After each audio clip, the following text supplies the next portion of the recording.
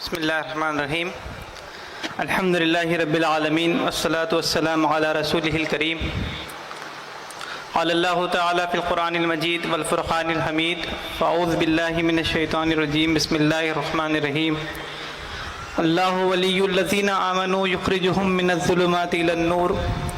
والذین کفروا اولیاءہم الطاغوت یخرجونہم من النور الی الظلمات اولئک اصحاب النار ہم فیہا خالدون۔ صدق اللہ العظیم۔ رئیس پر تشریف فرما محترم امیر جماعت و سرپرست اعلیٰ ایس آئی آف انڈیا جناب سعادت اللہ حسینی صاحب، محترم نائب امیر جماعت، محترم امیر حلقہ، ایس آئی او کے صدر تنظیم برادر رمیسی کے، ایس آئی او کے ریاستی صدر اور رئیس پہ تشریف فرما دیگر ذمہ داران جماعت مرد و خواتین، میرے سامنے تشریف فرما اس کثیر تعداد میں شفیق بزرگوں، نوجوان دوستوں، ماں اور بہنوں، السلام علیکم ورحمۃ اللہ وبرکاتہ۔ مجھے جو عنوان دیا گیا ہے کہ ایک نئی صبح کی طرف آنے کے لیے طلبہ اور نوجوانوں کی کیا تیاری ہونی چاہیے، ایک نئی صبح لانے کے لیے طلبہ اور نوجوانوں کی کس تیاری پہ ہمیں غور کرنا چاہیے۔ دوستوں اور ساتھیوں، جب ہم نئی صبح کی بات کرتے ہیں اور جب ہم چاہتے ہیں کہ رات ڈھل جائے تو اس کا مطلب ہوتا ہے کہ رات کے اندھیرے چلے جائیں،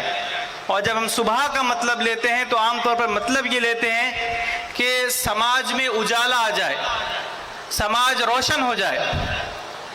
جہاں پر اندھیرا ہوتا ہے وہاں پر جرائم ہوتے ہیں، جہاں پر اندھیرا ہوتا ہے انسان گمراہ ہو جاتا ہے، اور جہاں پر اجالا ہوتا ہے، جہاں پر روشنی ہوتی ہے، وہاں پر انسان صحیح زندگی اور اچھی زندگی گزار سکتا ہے۔ قرآن مجید نے بھی جگہ جگہ اس تھیم کو ایڈریس کیا ہے۔ قرآن مجید کا اگر ہم مطالعہ کرتے ہیں تو قرآن مجید جگہ جگہ نور اور ظلمات کی بات کرتا ہے۔ قرآن کہتا ہے کہ تمہاری یہ ذمہ داری ہے۔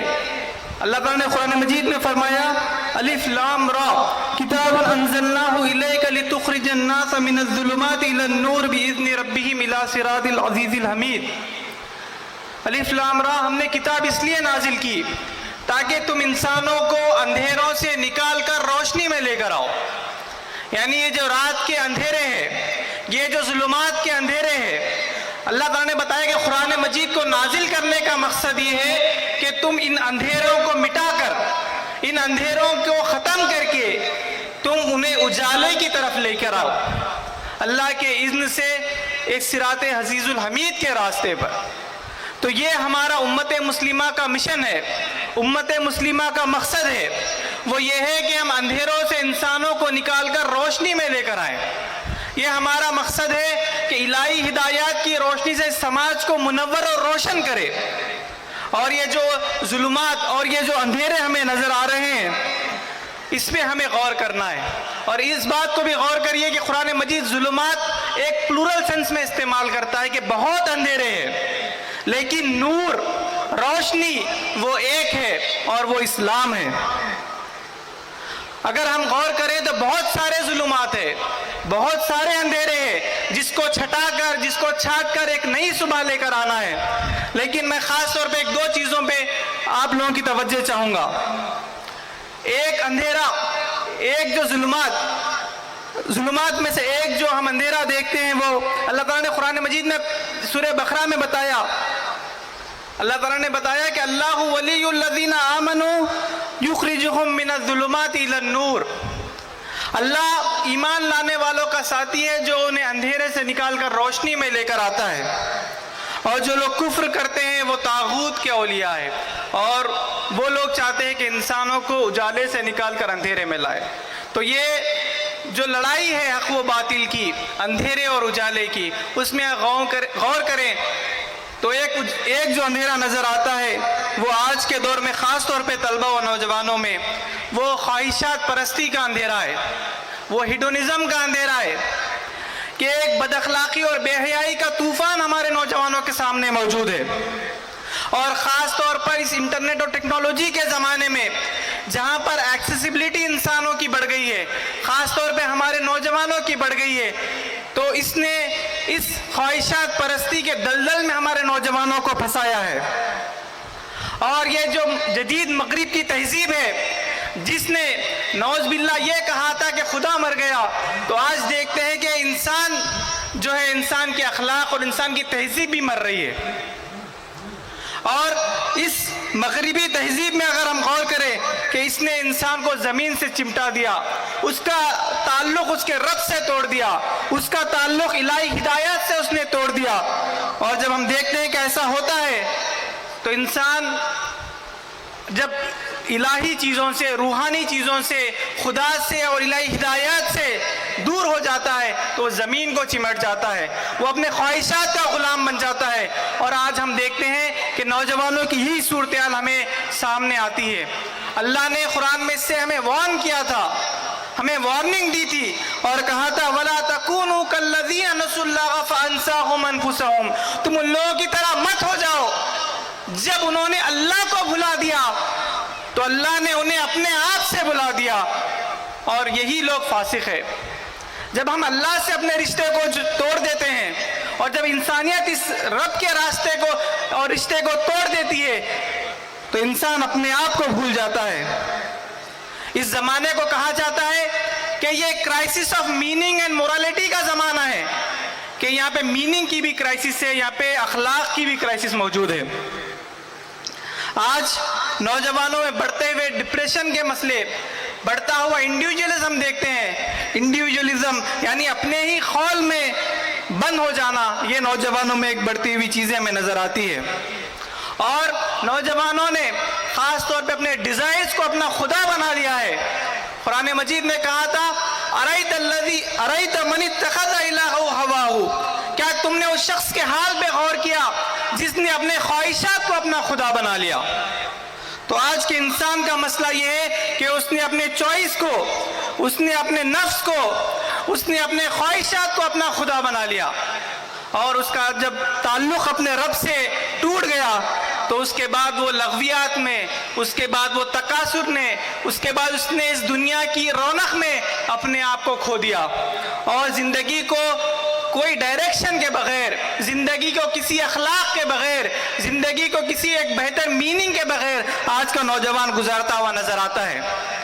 ایسے میں قرآن مجید یہ دعوت دیتا ہے،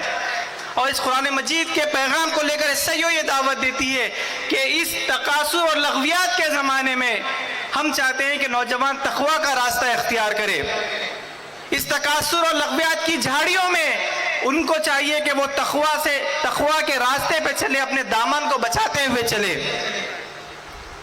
قرآن مجید نے فرمایا وَأَمَّا مَنْ خَافَ مَقَامَ رَبِّهِ وَنَهَى النَّفْسَ عَنِ الْهَوَىٰ فَإِنَّ الْجَنَّةَ هِيَ الْمَأْوَىٰ، کہ جو اللہ کے پاس ڈرنے کا خوف رکھتا ہے اور اپنے نفس کو خواہشات سے بچاتا ہے تو اس کا مقام جنت ہوگی۔ ہم نوجوانوں کو دعوت دیتے ہیں کہ وہ اللہ کے پاس جواب دہی کا احساس پیدا کریں، اللہ سے اپنے رشتے کو جوڑیں، اور یہ جو ماڈرن تہذیب کی چمک دھمک ہے اس سے اپنے آپ کو دور کریں، اور آخرت کی جواب دہی، آخرت میں پائے جانے والی جنت، وہ اس کی تمنا ہم اپنے اندر پیدا کریں۔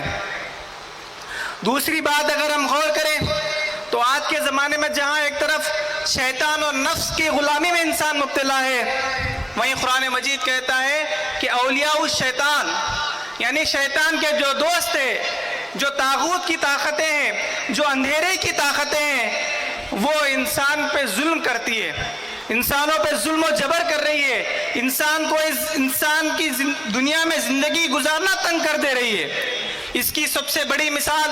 فلسطین کی سرزمین ہمیں دیتی ہے کہ وہ لوگ جو ہیومن رائٹس کا نام لیتے تھے کہ جب بمباری ہوئی اور فلسطینیوں کے گھروں کو ڈھایا گیا تو اس کے ساتھ ان کے سارے کلیمز بھی ڈھا دیے گئے، اور ہم اس موقع پر فلسطینی شہداء کو سلام کرتے ہیں،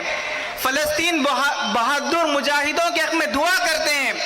فلسطین کے جو عوام ہے، بہادر عوام ہے، ان کی ثابت قدمی پہ انہیں سلام پیش کرتے ہیں کہ وہ ہمارے سامنے اور خاص طور پر نوجوانوں کے سامنے ایک بڑا پیغام رکھتے ہیں کہ تمہیں اس شیطان کی اولیاء سے نہیں ڈرنا ہے، فلا تخافوہم وخافونی ان کنتم مؤمنین، کہ تم ان سے مت ڈرو، مجھ سے ڈرو۔ خدا نے فرمایا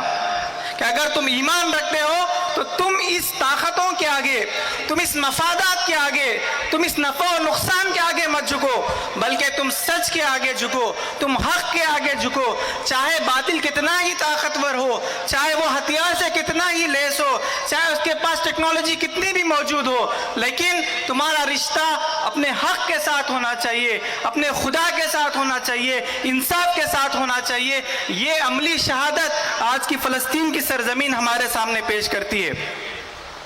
اور ہر جگہ پہ جو ظالموں کا رویہ ہے، وہ اسرائیل ہو یا دنیا میں کہیں پر بھی ہو، یا ہمارے ملک کے جو مفسد عناصر ہیں وہی رویوں کو اپناتے ہیں۔ انہی کے بارے میں علامہ اقبال نے کہا تھا، دنیا کو ہے پھر معرکہ روح و بدن پیش، تہذیب نے پھر اپنے درندوں کو ابھارا، اللہ کو پامردی مومن پہ بھروسہ، ابلیس کو یورپ کے مشینوں کا سہارا۔ یہ جو پامردی مومن ہے وہ یورپ کے مشینوں کے آگے نہیں جھکتی ہے۔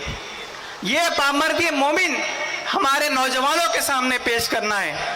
کہ ہم اجالوں کے علم بردار ہے، ہم ایک نئی صبح کے علم بردار ہے، اور جب اجالوں کے علم بردار ہے تو ہمارا رویہ اجالوں والا ہونا چاہیے، بصیرت والا ہونا چاہیے، ہوش کے ساتھ جذبات ہونا چاہیے۔ یہ رویہ ہمیں اپنے اندر پیدا کرنے کی ضرورت ہے۔